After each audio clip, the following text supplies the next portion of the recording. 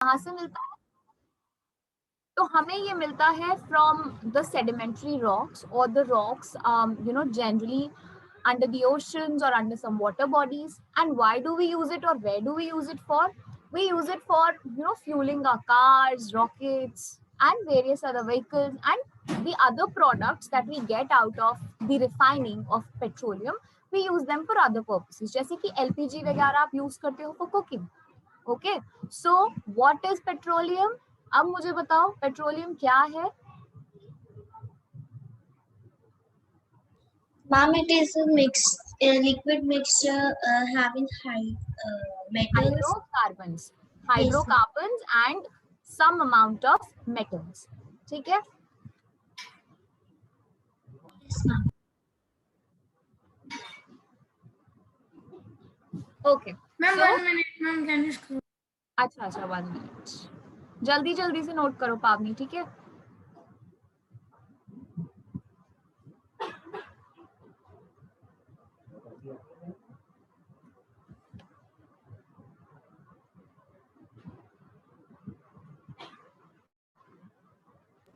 Yes, ma'am, done.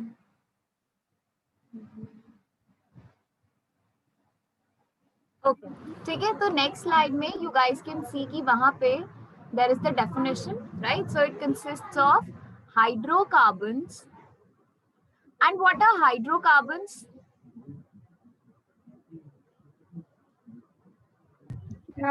Carbon with a little amount of H2O in it. H2O is water. ठीक है, अच्छा चलो, I think you are saying H2O because hydro जब भी होता है तो देयर इज वाटर इन्वॉल्व. ठीक है, basically hydro is for hydrogen only. Okay, जब आप बड़ी क्लासेस में जाके केमिस्ट्री पढ़ते हो यू विल फाइंड आउट कि wherever there is water we use the term aqua, okay, rather than hydro. क्योंकि ठीक है अभी आपको लगता है कि जनरली हम हाइड्रो बोलते हैं, but the term used for water is aqua. Hydro over here is depicting hydrogen linked with carbon. ठीक है, Avni has also said कि molecules of hydrogen and carbon. That's right. ठीक है, so when the hydrogen is linked with carbon, that is a hydrocarbon. ठीक है, अलग अलग तरह के होते हैं. This is one kind of a hydrocarbon. This is methane, CH4, right? Then if I have such a hydrocarbon जिसके अंदर there are two hydrogens and two carbons and 6 hydrogens, this is ethane. ठीक है, C2H6 ethane. लिखना चाहो तो लिख सकते हो इनके बारे में, right? These are various types of hydrocarbons जो इस क्रूड ऑयल के अंदर प्रेजेंट होते हैं. ठीक है, तो जल्दी जल्दी से ये चीज लिखो. And you can also see the term over here, organic compounds. What are organic compounds?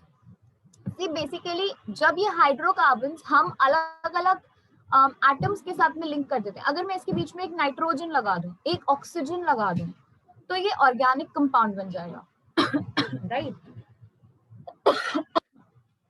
Excuse me. सो जो विनेगर आप यूज करते हो घर में, कभी आपने विनेगर की बोतल पे देखा है कि what is the major component of vinegar? It's the acetic acid. So acetic acid is an organic compound. ठीक है, इसी तरह से पेट्रोलियम के अंदर भी अलग अलग तरह के ऑर्गेनिक कंपाउंड्स प्रेजेंट हैं. Aniline, benzene, then nitrobenzene. These types of you can say organic compounds, cyclical compounds are present inside the petroleum. ठीक है, I'm just giving you a little bit gist about it so that आपको पता हो कि ये जितने भी words मैं पढ़ रही हूँ या पढ़ रहा हूँ इनका मतलब क्या है, राइट? नहीं समझ आएगा so do tell me, I will explain it to you again. अभी तक का क्लियर है इतना? Yes, miss. Yes, ma'am. Okay, great. Yes, नियति बोलो. मैम मुझे एक छोटी सी चीज पूछनी थी मैम, ये जो मीथेन और ईथेन है मैम, ये कॉम्पोनेंट्स है हाइड्रोकार्बन्स के? नहीं, देखो ये एक मॉलिक्यूल है. ठीक है, दिस इज अ मॉलिक्यूल जिसे मैं बोलूंगी कि this is a type of hydrocarbon. अलग अलग तरह के हाइड्रोकार्बन है ना, जितनी भी कार्बन ऐड करती जाऊं और जितने भी हाइड्रोजन ऐड करती जाऊं तो वो हाइड्रोकार्बन ही कहलाएंगे. सो these methane and ethane are actually molecules of hydrocarbons, okay, या फिर a type of hydrocarbon. Ma'am right? हाँ बोलो. मैम एक ऐसी जनरल चीज पूछी मैम, मेरे को बतानी कि मैम ऐसा कभी डिसाइड हुआ है कि मैम गैस मॉलिक्यूल का साइज क्या होता है? गैस मॉलिक्यूल का साइज, हाँ बिल्कुल हुआ मैम है, क्या होता साइंटिस्ट है? ने सब पता किया हुआ है। अलग अलग गैस मॉलिक्यूल्स के अलग अलग डायमीटर्स होते हैं, ठीक है। एग्जैक्टली मुझे नंबर्स नहीं याद है अभी किसी के भी as such, but yes, you know, based on the forces that they exhibit, the scientists have calculated the diameters of the atoms of gases, helium वगैरह का and you know argon, all these are noble gases, तो इन सबके diameters वगैरह scientist ने calculate किए हैं। और ma'am ऐसी कौन सी सबसे पॉइजनस गैस है हम जिसको जैसे कि हमारे ब्रीथ करते ही मतलब हमारी कुछ भी प्रॉब्लम हो सकती है? फॉस्जीन, फॉस्जीन जो होती है CuCl2, that's a very very you know dangerous gas. अगर आप उसके एक्सपोजर में रहते हो 10 सेकंड से ज्यादा, it can lead to stroke and directly to death. बहुत हार्मफुल गैस है, इसीलिए उसको बहुत ज्यादा you know you can say carefully use किया जाता है। अब अगर किसी ने फैमिली मैन देखा हो सीजन 1, तो उसके अंदर भी तो यही था। लास्ट में उन्होंने क्या किया था लास्ट एपिसोड में, पहले तो मुझे ये बताओ, देखा है किसी ने? हाँ मैम देखा है, लास्ट में उन्होंने कोई पॉइजनस गैस लीक की हाँ थी। Right, so what were they doing, उन्होंने फॉस्जीन को वो साइनाइड के साथ में मिक्स कर रहे थे, राइट। मैम वो गैस का नाम क्या होता है मैम जिसको मतलब थोड़े दिन पहले किसान दंगों में भी यूज किया गया था मैम, वो आंखों में मतलब जलन करती है? Tear gas, tear gas. Yes ma'am. Ma'am उसका नाम क्या है? टीयर गैस का नाम अभी देखो मुझे एग्जैक्टली उसके कंपोनेंट्स याद है नहीं, ठीक है, तो मैं आपको नेक्स्ट क्लास में बताती हूँ टीयर गैस के components. Yes ma'am.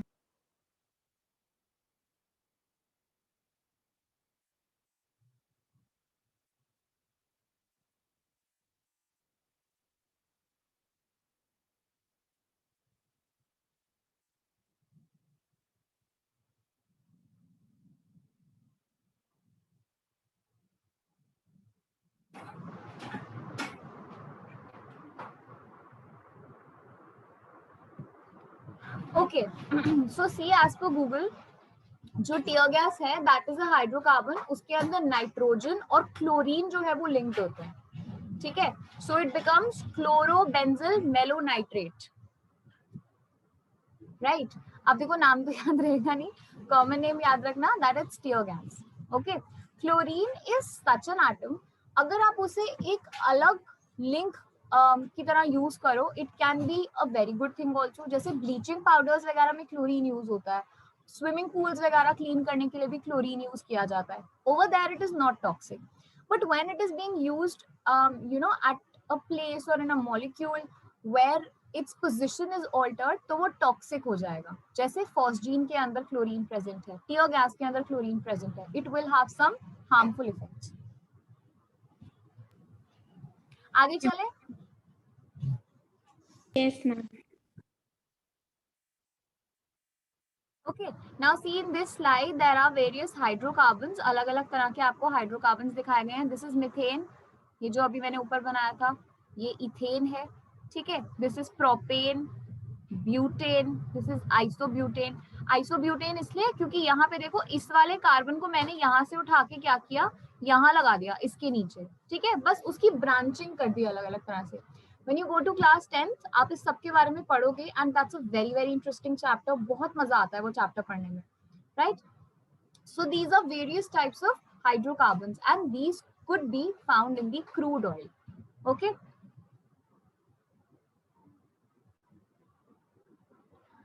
Now see, this diagram here depicts how is petroleum being formed over a course of hundreds and thousands of years. देखो ओशन है या वाटर बॉडी है, उसके अंदर there will be aquatic animals. अब ऐसे कहा जाता है कि ये जो पेट्रोलियम है या क्रूड ऑयल होता है, this is majorly formed due to the decomposition of zooplankton and algae, ठीक है, क्योंकि यही ऐसे ऑर्गेनिजम्स हैं जो बहुत ज्यादा हाई कॉन्सेंट्रेशन में या बहुत ज्यादा हाई अमाउंट में प्रेजेंट है ओशन के अंदर, ठीक है। ज़ूप्लैंक्टन बहुत हाई अमाउंट में है, इसी तरह से algae भी बहुत सारी होती है, ठीक है। तो these form the major reserves of these petroleums. अब देखो क्या होगा कि उनकी डेथ हुई तो ऑब्वियस सी बात है कि सी बेड के ऊपर ही जाएगी उनकी डेड बॉडी भी, जैसे लैंड के ऊपर एनिमल की डेथ हुई तो वो यहीं पे रहता है, right. Similarly, here at the seabed, when the animal dead bodies keep on, you can say accumulating, ऊपर ही ऊपर लेयर बनती जाएगी, ठीक है, लेयर बनती गई. अब देखो जैसे जैसे लेयर बन रही है, we can obviously think it out कि यहाँ ऊपर से प्रेशर भी तो बढ़ रहा है ना. The pressure is increasing from the upwards direction, right? And along with that, since it is moving closer towards the Earth's inner layer, temperature भी बढ़ रहा है. जितना ज्यादा आप उसको ऊपर से ढकते जाओगे, टेम्परेचर भी बढ़ेगा और प्रेशर भी बढ़ेगा, ठीक है. And over a period of hundreds of years and thousands of years, जब इतने कम प्रेशर के अंदर ये डिकम्पोज होते हैं, तो ये पेट्रोलियम में कन्वर्ट हो जाते हैं. They get converted into a form which we term as petroleum. ये चीज समझ में आई सबको? Yes.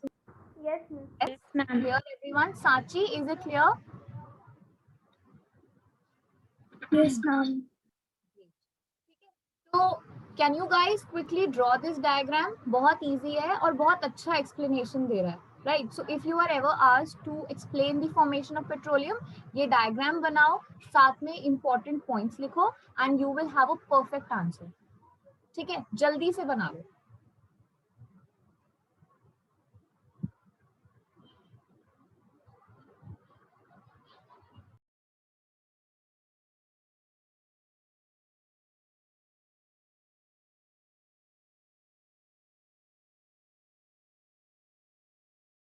मैम ये तीनों?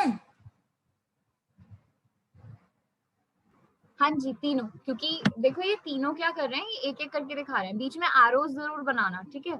ये ऐसे हुआ और फिर ये ऐसे हुआ, राइट?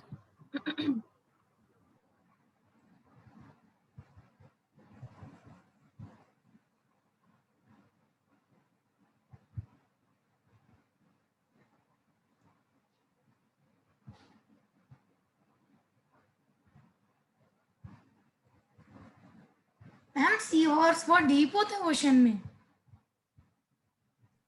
हम मैंने कभी सी हॉर्स को मतलब देखा नहीं, इसलिए. देखो ऐसा जरूरी नहीं है कि सी हॉर्स बिल्कुल ज्यादा डेप्थ में मिलते हैं ओशन के. They are generally found in the intermediate layers of the ocean. Okay, इतने ज्यादा डीप में भी नहीं होते, इतने ज्यादा शैलो वाटर्स में भी नहीं होते. कभी सरफेस पे भी सी हॉर्स नहीं दिखेंगे. ये उस जगह पर कोरल्स होते हैं, ठीक है. And where are the corals found? Obviously sea surface पे मिलते हैं ना, सी बेड पे. अगर आपने ये नैट जियो वगैरह देखा हो तो उसके अंदर आप देखोगे कि कोरल्स है और जितने भी एक्वेटिक प्लांट्स हैं वो सब सी बेड के पास में होते हैं. और आपको ये सी हॉर्स भी वहीं मिलेंगे, obviously, because it gives them a great opportunity to camouflage. Camouflage का मतलब है कि कोरल्स के साथ में ये छुप कर अपने आप को प्रेडेटर्स से बचा पाते हैं, या फिर वहां पे ये शेल्टर ले सकते हैं, ठीक है. Yes, I think Aniket was saying something. नहीं मैम, जो कहना था वो भूल गया.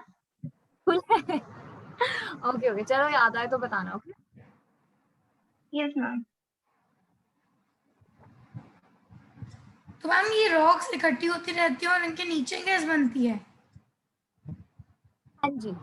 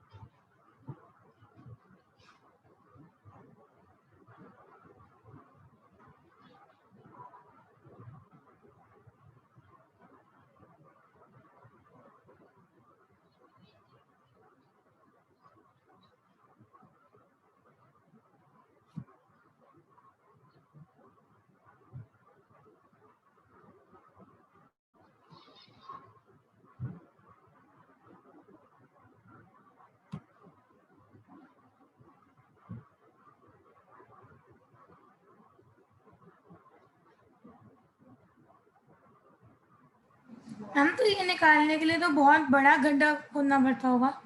हाँ बिल्कुल, बहुत बड़ा सा वो करना पड़ता है, एंड इनफैक्ट जो ड्रिल यूज करते हैं वो भी काफी बड़ा होता है। ठीक है, there is you know this huge drill जिसे पहले वो ग्राउंड में इंसर्ट करते हैं और उसके बाद फिर वो धीरे धीरे ऑयल को एक्सट्रैक्ट करना स्टार्ट करते हैं। मैम मेरे को अभी भी थोड़ा बहुत ये नहीं आया मैम, यहाँ तो लिखा है कि गैस होती है, तो मैम वो उस फॉर्म में होता है, लिक्विड फॉर्म में, गैस फॉर्म में, सॉलिड फॉर्म में? ओके देखो, see there is not really you know a scenario कि बिल्कुल सारा ही का लिक्विड है, और ऐसा भी नहीं है कि सारी ही गैस है। Now see you must have seen कि जब कोई चीज ग्राउंड पे भी डिकम्पोज होती है there are gases being formed, है ना। जब भी आप गार्बेज ले लो, गार्बेज जब पड़ा हुआ है तो उसमें से फाउल स्मेल क्यों आ रही है? Because it is decomposing slowly, and due to that decomposition जो फ्यूम्स हैं they are the by products. Similarly जब यहाँ पे वो जू प्लैंक्टॉन्स वगैरह की डेड बॉडीज डिग्रेड हो रही है in the absence of oxygen, तो बिकॉज ऑफ अ रिजल्ट एक बाय प्रोडक्ट बन रहा है which are the gases. Okay, so along with the liquid these gases are also extracted.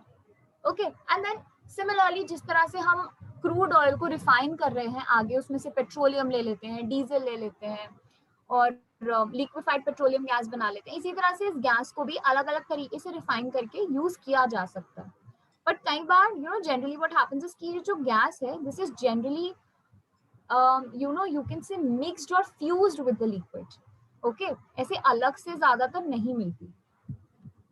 Okay ma'am, तो ma'am दोनों ऑयल को भी यूज किया जाता है और गैस को भी?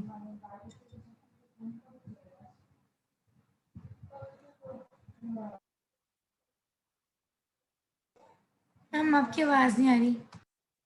हाँ जी हाँ जी, आई सेड यस। ओके ये मैम, डायग्राम सबने बना लिया? Yes ma'am. Yes, ma'am. Yes, ma'am. Okay great.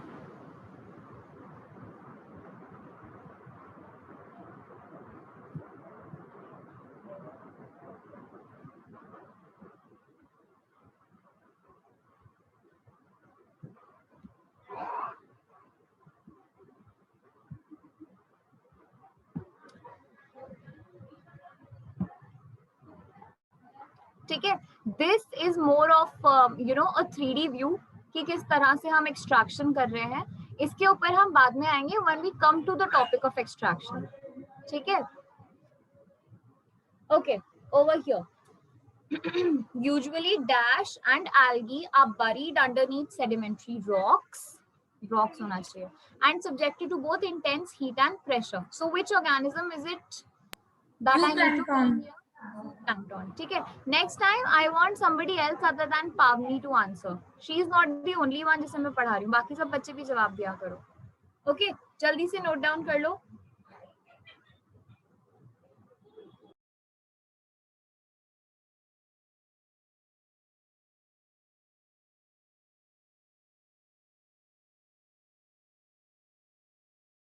Ma'am सारे क्रूड ऑयल और मैम ये सब सेडिमेंट्री रॉक के नीचे मिलते हैं? हाँ जी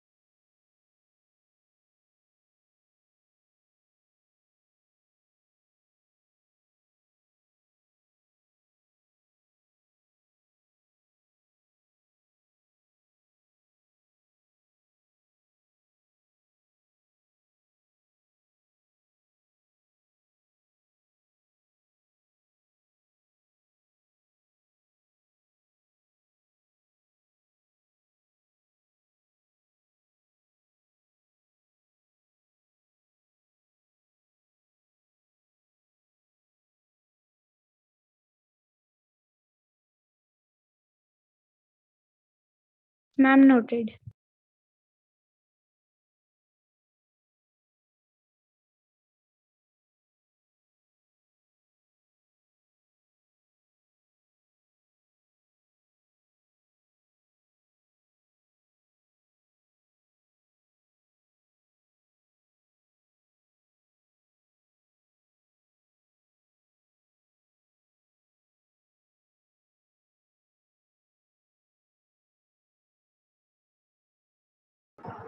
Right. Shall we proceed Noted. then? Yes, ma'am. Yes, ma'am.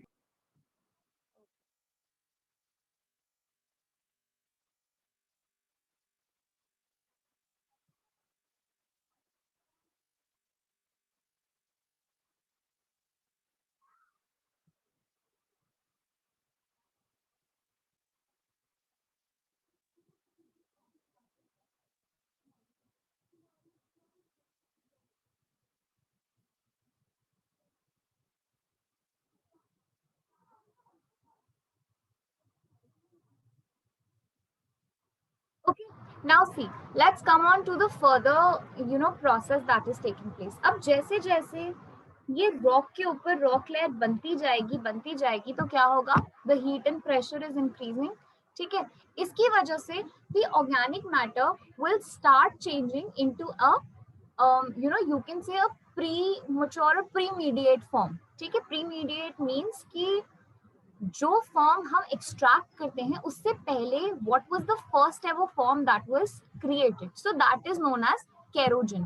केरोजन एक जेल लाइक सब्सटेंस है, एक वैक्सी सब्सटेंस है, ठीक है, which is formed after the very first, or you can say the very first complete degradation that takes place. Degradation भी कोई simple तरह की degradation नहीं होती है. The process of degradation is called pyrolysis. Okay. Now what pyrolysis is, जब भी कोई कंपाउंड ब्रेक हो रहा है in the presence of heat but in the absence of oxygen, that is called pyrolysis. Because over here अगर मैं इस word को ब्रेक करूं तो pyro का मतलब होता है हीट एंड लिसिस का मतलब होता है ब्रेक डाउन या ब्रेकिंग. ठीक है, so the breakdown or the degradation of any substance in the presence of excess heat but in the absence of oxygen is called pyrolysis. ठीक है, तो pyrolysis होने के बाद जो सबसे पहला वैक्सी सब्सटेंस या वैक्सी मटेरियल बनेगा that is called केरोजन. इसमें कोई डाउट? मैम डायलिसिस में लिसिस यूज होता है मैम, उसमें क्या ब्रेक होता है? डायलिसिस में जो लिसिस यूज करते हैं उसके अंदर we are actually not really breaking down but we are actually extracting all the urea from the blood artificially. Okay, उसके अंदर rather than depending on the kidneys we use an artificial medium and and artificially made device जिससे हम body में से blood निकालते हैं, उसे वहीं उसमें फिल्टर करते हैं उस डायलिसिस यूनिट में और वापस से फिर उस प्योरिफाइड ब्लड को बॉडी में डाल देते हैं. ठीक है, तो लिसिस अगर वर्ड यूज किया जाए तो वहां पे बेसिकली यू कैन से कि urea is being taken out from the blood, इसीलिए वहां लिसिस यूज किया. ओके, तो ये पॉइंट नोट डाउन कर लो. इसमें किसी को कोई डाउट है? Miss, can you please explain it again? Okay, देखो एनिमल की डेड बॉडी पड़ी हुई है, ठीक है, ऑन दिस लेयर. इसके ऊपर लेयर बनती गई ऐसे करते करते several layers have formed over it, so there is a lot of pressure being applied on it, right? और heat तो ज्यादा है ही, so due to the heat and the pressure अब इस substance का further breakdown होगा, right? It will break down into further smaller particles or other substances, be it gaseous or it liquid. तो ये जब पूरा प्रोसेस होता है of the breaking down of this animal body, that is when the first ever substance is formed. Okay, जो सबसे पहला substance degradation के बाद बन रहा है that is called kerogen. Okay, and the kerogen is a waxy material, right? और अगर मैं ये बोलूं that what is the precursor of petroleum, it is this kerogen. Right, this kerogen is the precursor of petroleum. Clear है? Yes. Note down कर लो इस point.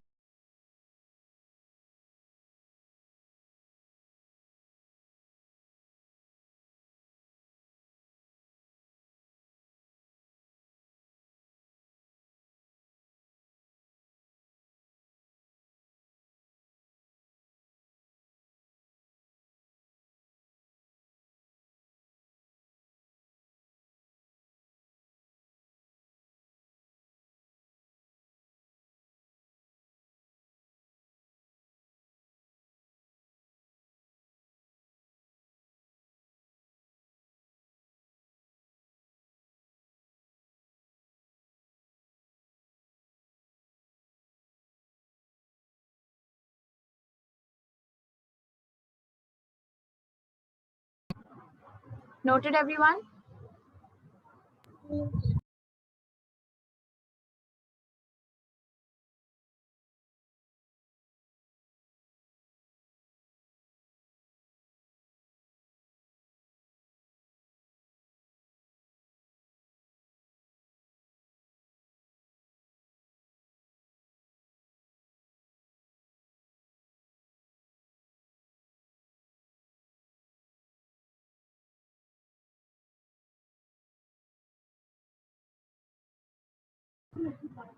Noted, everyone?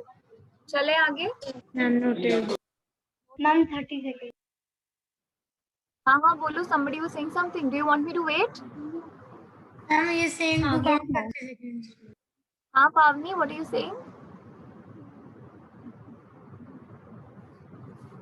Somebody was saying something. Is it Saharsh or Pavni? No ma'am. They were saying to wait 30 seconds. अच्छा अच्छा ठीक है चलो. I'm waiting. Done? 30 seconds हो गए?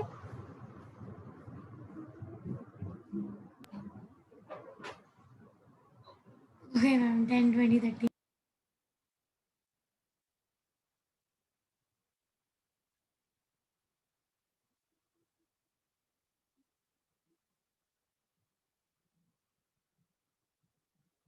मैम हो गए 30। हो गए? चलो ठीक है.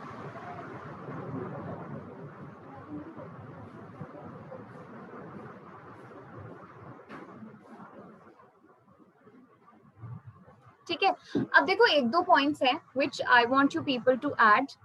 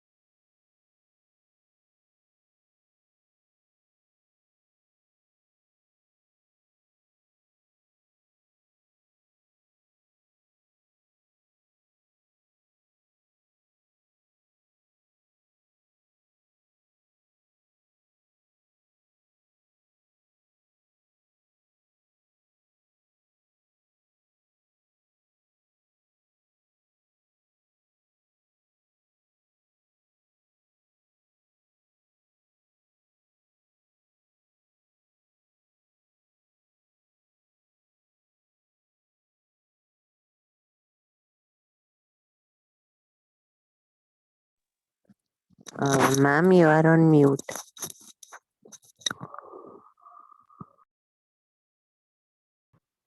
Yes, I wasn't speaking anything. Okay, you just have to note down these points. ठीक है? So note down these points. आगे discuss करते हैं, right? Noted.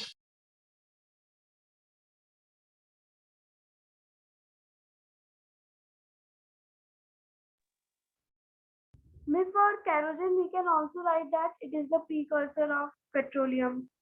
Yes, you can write that it is the precursor of petroleum. या फिर you can also say that petroleum is extracted from kerosene.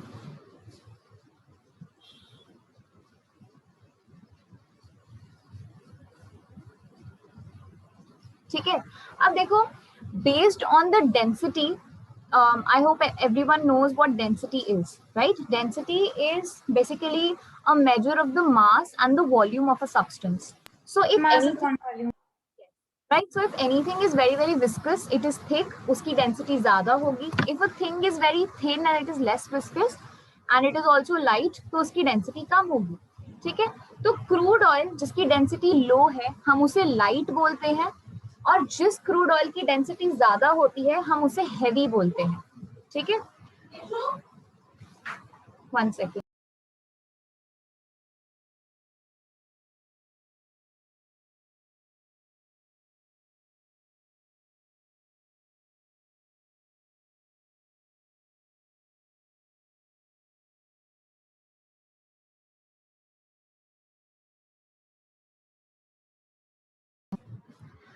Okay, then depending on the amount of sulfur in the petroleum, अगर उसके अंदर sulphur का amount कम है we call it sweet, right? But अगर उसके अंदर सल्फर का अमाउंट बहुत ज्यादा है, if there's a substantial amount of sulfur in it, then the crude oil is called sour. Okay, तब हम उसे sour बोलते हैं. Ma'am, I had a doubt. हाँ बोलो. Ma'am, not related to this topic. Ma'am, but I was thinking that while if a object's density is less than the water, then it floats. So when I went to the sea, I did scuba diving. They make us wear some 2-3 kilos and then we start sinking. But why does the ships and all those things float? See, because the structure of the ship is such that it will float. उसका bottom जो है that is a broad one, right? उसके bottom को जब आप broad कर दोगे तो वो अपने आप ही float करेगा. So if I take an example of a plank, अगर मैं एक plank ले लूँ, ठीक है, इस तरह से, और उसके ऊपर मैं ऐसे बहुत सारे ऑक्सीजन सिलेंडर्स रखूँ और मैं इसे एक रिवर में ले जाऊँ, तो ये सिंक नहीं करेगा, because there is ample buoyancy that is being provided by the water on the surface of the plank. ठीक है? That is why the ships do not sink. Okay, ma'am. चलो आप ये वाले points note करो. First these ones and then this. Ma'am, what we need to note down after the points you have written?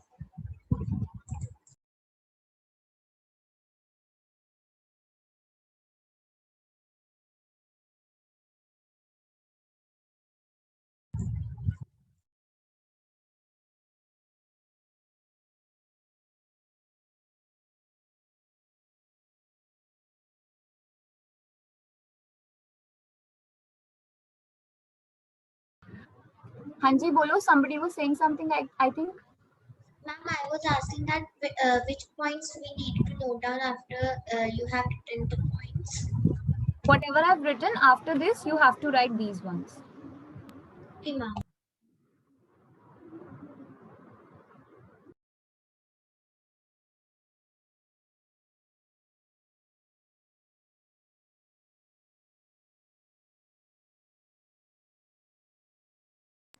I'm done.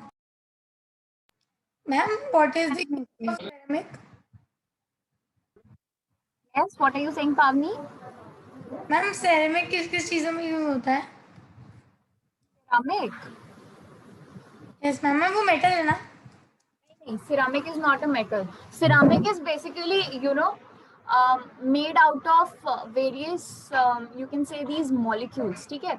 बहुत सारे ये जो क्या बोलेंगे कि छोटे छोटे कंपोनेंट्स को जब हम ज्वाइन कर देते हैं, there is a chain formed of these molecules, ठीक है। और जब हम इन चेन्स की क्रॉस लिंकिंग कर देते हैं, वेरियस फाइबर्स बन गया क्रॉस लिंक, तो सिरेमिक बन जाता है, ठीक है। So it is not a metal, rather you know you can say it's a fibre और it's a substance made out of the you know chemical composition और chemical linking of various molecules together. और ceramic वगैरह आपका use होता है ये crockery वगैरह बनाने में या फिर स्टैचूज बनाने में, ठीक है। Yes ma'am. वो बड़ा हार्ड होता है ना, इसलिए। हाँ, वो हार्ड होती है क्योंकि उसमें क्रॉस लिंकिंग होती है, ठीक है। ऐसे जैसे दो चेन्स है ना, उनके बीच में ऐसे बहुत सारी क्रॉस लिंकिंग हो जाती है, that is why it is hard. Yes ma'am. हम कोल एंड पेट्रोलियम के बाद हम मेटल नॉन मेटल करेंगे। देखते हैं, अभी पहले ये तो फिनिश करें। मैम मेटल की कोई डेफिनेशन नहीं होती ना? मैंने होती है। कोई जब वो डेफिनेशन चैप्टर करेंगे तब करेंगे, ठीक है, डोंट वरी, हर चीज की डेफिनेशन है। मैम मुझे बताया गया था वो बस उसकी प्रॉपर्टीज हैं, लस्टर और उन सब पे डिपेंड करता है, पर उसकी कोई डेफिनेशन नहीं है। अभी आपको पता लगेगी, डेफिनेशन भी होती है। Okay, ये मैम। नोट कर लिया जब सबने? कुछ नहीं आता तो वो कैरेक्टरिस्टिक्स को भी डेफिनेशन में बना के दूसरे शब्दों में लिखा जा सकता है। हाँ बिल्कुल। यस मैम, पर कोई मतलब मेरे कहने का मतलब था प्रॉपर डिफाइन। हाँ नहीं, प्रॉपर डेफिनेशन भी होती है, डोंट वरी, मैं बताऊंगी अगर वो चैप्टर हम करेंगे जब भी, तो फिर I will tell you the definition, okay.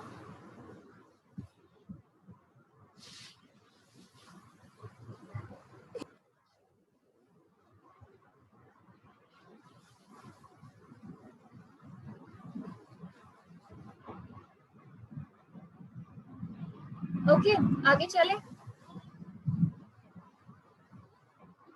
Yes ma'am.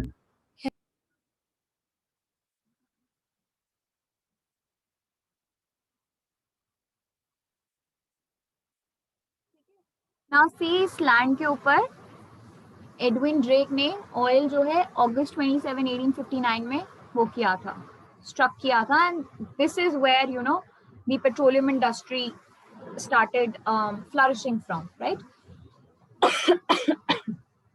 But normally अब हम क्या देखते हैं कि जितने भी पेट्रोलियम डिपॉजिट्स हैं, these are under you know the water bodies, okay. Again look at this, the source rock, can you look at this word over here? ये जो सोर्स रॉक है, ये क्या है? This is actually you know you can से reserve of केरोजन, ठीक है। ये केरोजन का रिजर्व है। जब इसे ज्यादा हीट मिलती जाएगी ना, तो this will start converting into the oil, okay. अभी मैंने बताया था ना कि केरोजन क्या है, it is a precursor of petroleum, और इट इज अ सब्सटेंस जिसमें से मैं पेट्रोलियम को एक्सट्रैक्ट कर सकती हूँ। तो what do we do is, हम केरोजन को लेकर उसे अगर हीट करेंगे तो उसमें से हमें नेचुरल गैस अलग से मिलती है और क्रूड ऑयल अलग से मिलता है, ठीक है। Now this is not necessary कि मुझे बाहर निकाल के ये चीज करनी पड़े, नेचुरली भी हो सकती है। So when this thing is happening naturally, that phenomena is occurring in these layers. और वो जो सोर्स रॉक है जिसके अंदर all that kerogen is present is here, ठीक है। फिर यहाँ पे आप देख रहे हो वाटर, ऑयल एंड गैस की अलग अलग लेयर्स बनी हुई है जिसे हम पाइप के थ्रू एक्सट्रैक्ट कर रहे हैं, ठीक है। तो what is it depicting over here कि यहाँ पे जो है ये प्रोसेस ऑलरेडी हो चुका है। The kerogen that was present over here, ये जो रिजर्वॉयर रॉक है, यहाँ से ऑलरेडी हीट होके ऑयल और गैस में you know you can say extraction या फिर डिवीजन हो चुका है, दोनों चीजें उसमें ऑलरेडी सेपरेट हो गई। ये बात सबको समझ में आई? Yes yes. मैम एक बार आप फिर बता सकते हो, मेरे को ये बात नहीं आई, हमें दो रॉक बनाई हुई हैं, हम केरोजन कहाँ पे है? देखो ये जो सोर्स रॉक है ना, इसके अंदर केरोजन है, ठीक है। दिस इज द रीजन जहाँ पे बहुत सारा केरोजन इकट्ठा हुआ है, it has accumulated, right? Due to the natural processes of heating, this kerogen might separate into the crude oil and the natural gas. वो चीज आपको कहाँ दिखाई दी है? यहाँ पे, ठीक है, कि यहाँ जो ऊपर लेयर है यहाँ पे केरोजन अच्छे से हीट हो गया और वो ऑयल और गैस में अलग अलग सेपरेट हो गया, ठीक है। यहाँ नीचे सिर्फ ये दिखाया कि there is a reservoir of kerogen और उसमें से थोड़ा थोड़ा ऑयल भी रिलीज हो रहा है, यानी the process over here is going on, यहाँ पे ये प्रोसेस हो चुका है। इस पॉइंट को हम लिख लेते हैं, ठीक है? Yes ma'am. Ma'am break well पर हाँ क्या पावनी? ये मैम कुछ नहीं, वो गलती से।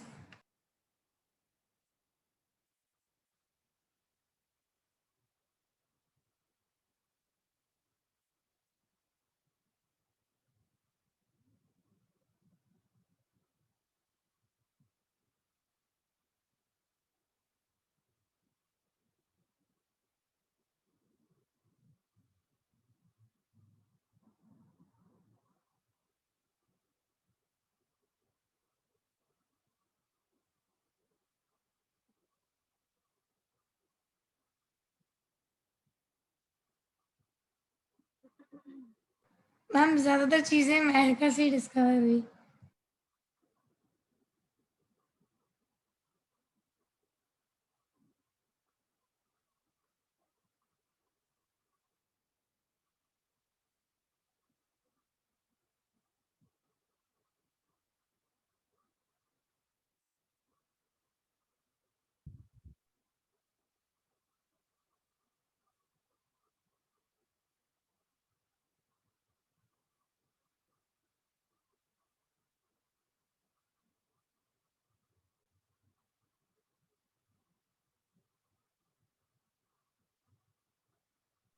Ma'am, what exactly is kerogen?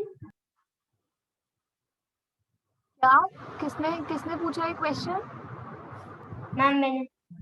Very good Aniket, Ramayan चल रही है और अब पूछ रहा है अनिकेत राम कौन थे। केरोजन क्या है, कौन बताएगा मुझे? अभी मैंने इतनी देर तक बताया था कि केरोजन क्या होता है, केरोजन कैसे बनता है। शाश्वत? हाँ Yes, चलो ma'am. चलो Yes, let ma'am. Niyati tell. Ma'am, it is a mixture of organic chemical compounds. Ma'am, that is used to make organic matter. Organic matter. हाँ Shashwat, you tell me. Miss, kerosene is the precursor of petroleum. What else?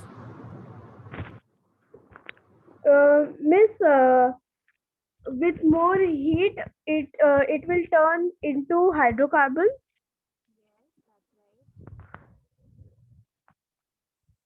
And it is a waxy material.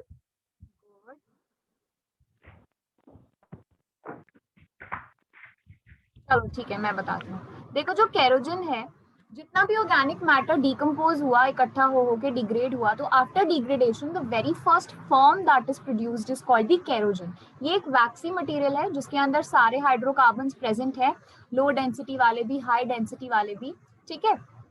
So all these things are present inside the you can say this kerogen, ठीक है? When these kerogen reserves are present in certain rocks, हम उन rocks को source rock बोलते हैं, ठीक है? अब देखो there are these certain rocks जिन्हें हम shales बोलते हैं, जिनके अंदर केरोजन है, लेकिन वो इतना ज्यादा हीट नहीं हुआ उस टेम्परेचर तक कि उसके अंदर ये हाइड्रोकार्बन सेपरेट हो पाते। जैसे यहाँ इस डायग्राम में आप देख रहे हो कि ऑयल और गैस सेपरेट हो चुका है, बट देयर आर रॉक्स जिनके अंदर ये सेपरेट नहीं होता, ठीक है? So these are called oil shale deposits. यहाँ पे हम क्या करते हैं, we extract the kerogen from the ground. हम उस रॉक के अंदर से केरोजन को एक्सट्रैक्ट करते हैं और फिर हम बाहर उसे फैक्ट्री में या इंडस्ट्री में या फिर रिफाइनरी में हीट करेंगे एंड हम हीटिंग करके उसमें से ऑयल और नेचुरल गैस एक्सट्रैक्ट करेंगे, right? So in the oil shale deposits, the natural process of heating of the kerogen to separate it into the natural gas and oil has not taken place. We do it artificially outside the ground. Clear?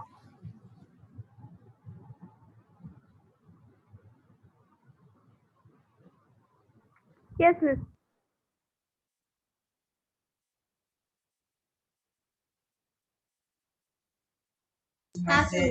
Ma'am shell से, ma'am मेरे को एक बात समझ नहीं आई, ma'am shell से hydrocarbon heat करने से नहीं मिलता? हाँ, shell basically is a rock, ठीक है? जो शेल है वो एक ऐसी रॉक है जिसके अंदर ये जो केरोजन है ये हाई कॉन्सेंट्रेशन में प्रेजेंट है, ठीक है? सो शेल्स आर रॉक. जब ऐसे बहुत सारे शेल्स इकट्ठे होंगे हम उसे सोर्स रॉक बोलते हैं. ठीक है, when a lot of shales are combined together we call them source rocks. Okay अब कई बार क्या होता है कि कोई ऐसा पर्टिकुलर शेल है जिसे इतनी हीट नहीं मिल पाई कि उसके अंदर ऑयल और गैस अलग हो, तो हम ऐसी रॉक्स में से केरोजन ही निकाल लेंगे. ठीक है, हम कहेंगे हमें पता तो है कि प्रोसेस क्या हो रहा है, तो हम एक काम करते हैं, केरोजन निकाल के बाहर ही से हीट करते हैं और इसमें से ऑयल और नेचुरल गैस निकाल लेते हैं. ठीक है, बात समझी? Yes ma'am. चलो आगे बढ़े. Noted down. Yes, ma'am. Right, great.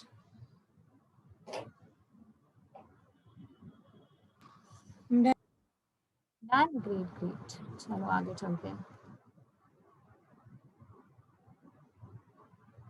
Okay, so see, this is the type of drill that is used. Okay, जिससे हम rocks के अंदर, because see you have to pierce through the rocks. आपको rocks के अंदर piercing करनी है, तो obviously बात है आपको काफी thick और काफी strong drill चाहिए to dig deeper into the ground. Ma'am कितने किलोमीटर तक गड्ढा खोदते हैं? तो that depends. ठीक है, normally क्या होता है कि 100 या 150 तक मिल जाता है, राइट, बट दैट डिपेंड्स कि उससे भी नीचे हो सकता है कई बार, है ना, क्योंकि अगर वहां से ऑलरेडी एक्सट्रैक्ट कर चुके हैं तो और नीचे डिग करना पड़ेगा. Okay, so see what 150 happens. Kilometre? हाँ जी, ठीक है. तो देखो सबसे पहले क्या करते हैं, पहले एक छोटा सा वो बनाएंगे, छोटा सा होल बनाएंगे with the help of a drill. So a smaller bit is run inside the first casing. पहले केस बना के उसके अंदर एक छोटी ड्रिल वो करते हैं. This bit drills out the bottom of the casing and drills new hole. यानी कि जो पहले की केसिंग थी उसके अंदर से नीचे नीचे और ज्यादा गड्ढा होता गया, क्योंकि ऊपर ऊपर जितना ऑयल था वो मैंने यूज कर लिया, अब मुझे और नीचे से चाहिए. ठीक है, फिर क्या करते हैं, इसी केस के अंदर, कैन यू सी, ये पहले से केस लगा हुआ था, अब मैंने जब नई पिट बनाई है तो अब मैं उसके अंदर एक नई केसिंग लगा रही हूँ. ठीक है, a new casing has been put into place. Then this new hole is also cased off and cemented. अब इसे केस कर देंगे so that हम इसमें से आराम से पेट्रोलियम एक्सट्रैक्ट कर पाए, राइट? हाँ जी, समझ आया सबको? Are you people following up? Yes, ma'am. Okay. Yes ma'am. Ma'am ऐसे तो Yes, बहुत ma'am. सारे सीमेंटेड होल्स वगैरह. हाँ बिल्कुल, बट देखो इतने ज्यादा नहीं है, because as the world is moving towards modernisation and the world is realising कि कितना जरूरी है इन रेन्यूएबल रिसोर्सेज को यूज करना, नॉन रेन्यूएबल रिसोर्सेज को यूज करना.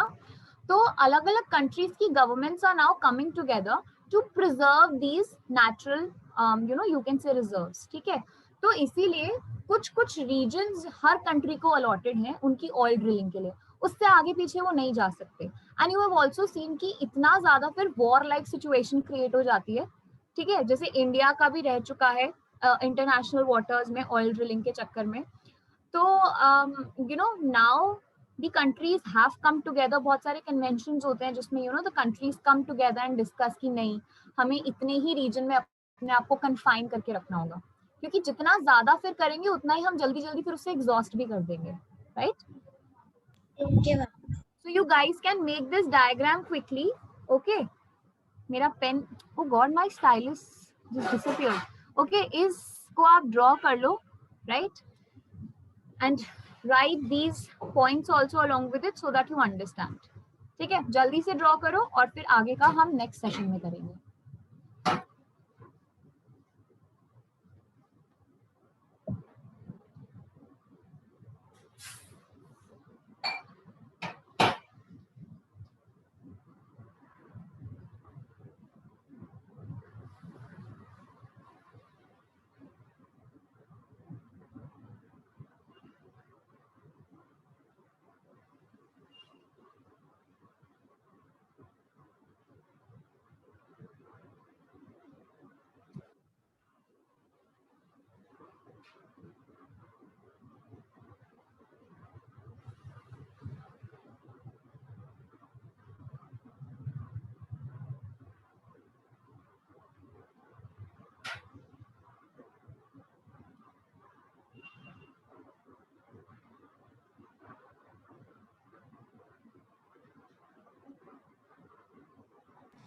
मैम हम ये नेक्स्ट क्यों लिखा है मैम? इससे पहले क्या होता है? अच्छा, इससे पहले you know there was a picture showing कि हम लैंड पे कैसे ड्रिल कर रहे हैं, तो वो चीज बहुत ज्यादा कॉमन थी, वो आप खुद ही इमेजिन कर सकते हो, राइट? सो यहाँ पे ना नेक्स्ट कट कर देना, because this is the major portion और the major procedure that you need to know. ये आपको नहीं पता होगा, ऊपर का तो आपको पता है कि किस तरह से ड्रिल इंसर्ट करी हमने, right? Yes ma'am.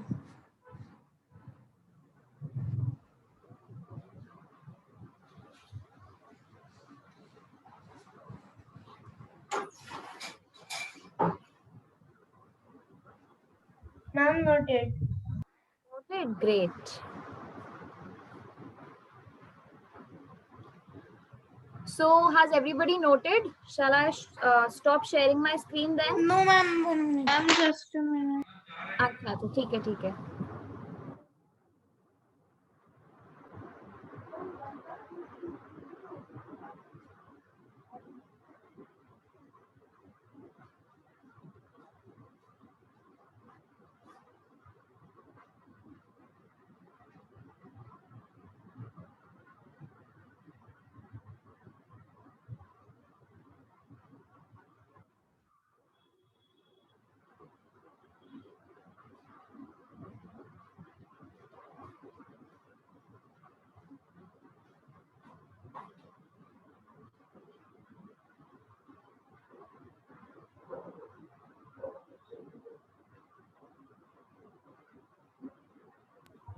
Ma'am, now what should I do?